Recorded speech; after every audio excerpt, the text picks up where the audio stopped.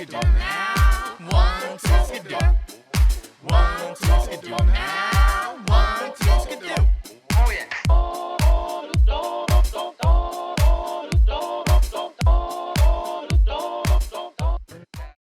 La Constitución Política es la máxima ley de nuestro país. En ella se especifican los principales derechos y deberes de sus participantes, es decir, de nosotros como colombianos, y define la estructura del Estado colombiano. En Colombia, esta Constitución se modificó drásticamente por última vez en 1991, luego de más de 100 años con la anterior Constitución de 1886.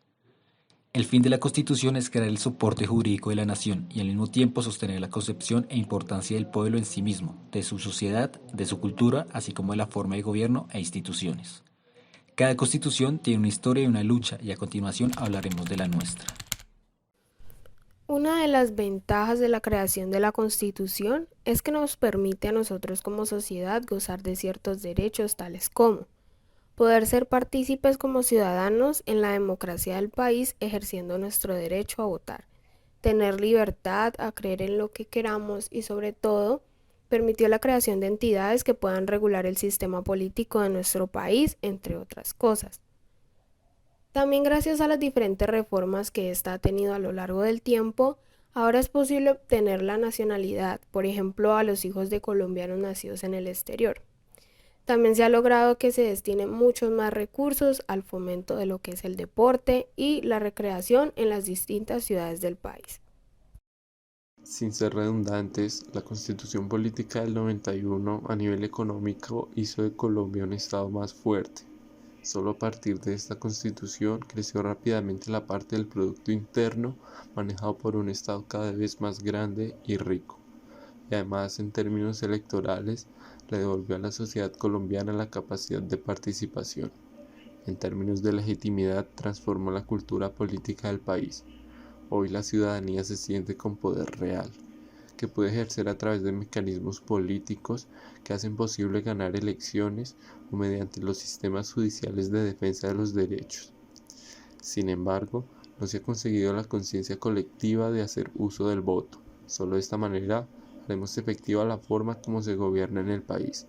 Es importante concienciar y sensibilizar a aquellas personas. El 4 de julio de 1991 se promulgó una nueva Carta Magna para atender las diferentes crisis que ocurrían en nuestro país. Fue así como la Constitución Política del 91 se considera como una de las más completas y avanzadas en América Latina por diversos especialistas, teniendo en cuenta que esta se creó con el propósito de reducir la violencia y la desigualdad económica. Es difícil entender por qué muchas personas piden que se vuelva a cambiar y están descontentas con ella. En mi consideración, el verdadero problema no radica en la Constitución, sino en que históricamente se habla mucho de ella, pero no se respeta ni se pone en práctica su contenido, sino que por el contrario el gobierno va por un camino totalmente opuesto a lo que en ella se describe, beneficiándose a costa del pueblo, y este camino es llamado el camino de la corrupción. La reforma de la Constitución Política de 1886 a 1991 evidenció cambios drásticos en el Estado, tanto así que los ciudadanos pasaron de vivir bajo un régimen autoritario a tener una mejor calidad de vida. Entre los beneficios que se obtuvo en aquella época se destaca que todas las personas nacen libres e iguales ante la ley.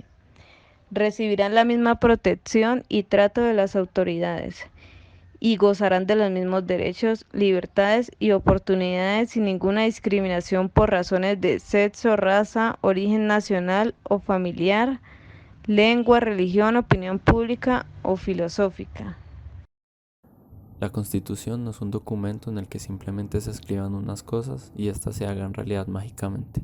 Ojalá fuera así, pero no lo es. Para que lo que está escrito en una Constitución se haga realidad, tienen que surgir acciones precisas y tiene que haber una clara voluntad por parte de las instituciones de cumplirla. Y eso es aquello que precisamente falta en la sociedad colombiana. No es necesario que tengamos una reforma de la Constitución, como he visto a muchas personas pedir. Lo que es necesario es hacer cumplir lo que ya está escrita. La clase política no ha estado a la altura de la Constitución del 91. La Constitución de 1991 fue en su momento considerada como un pacto de paz, pero sobre todo fue un esfuerzo por superar una democracia que se consideraba limitada, alejada de los ciudadanos, manipulada por dos partidos con recursos institucionales ilimitados, encabezados por una presidencia imperialista, centralista y autoritaria.